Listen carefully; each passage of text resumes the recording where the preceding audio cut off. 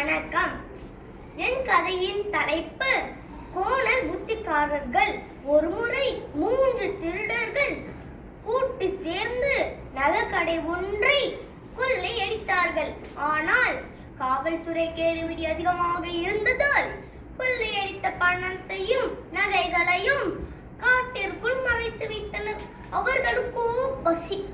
யாராவது ஒருவன் சென்று சாப்பாடு வாங்கி வருவதே என்று முடிவாயிற்று. அவ்வாறே ஒருவன் சென்றான். மற்ற இருவருக்குள் மனதில் ஒரு ஆசை அரித்து கொண்டே இருந்தது.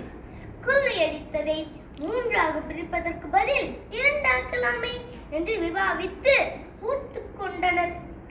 அவ்வாறே கையில் ஒரு கட்டையுடன் தயாராக காத்திருந்தனர். கடைக்கு போனவனோ தானே அனைத்தையும் அனுபவிக்க எண்ணி மற்றவருடைய சாப்பாட்டில் விஷம் கலந்து கொண்டு வந்தான்.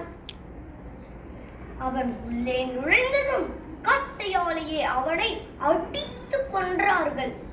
திருப்தியாக சாப்பிடுவோம் என்று சாப்பாட்டை சாப்பிட்டனர். என்ன கொடுமை! அவர்களும் இறந்து போயினர். நன்னேரி தன்வினை தன்னை சுடும்.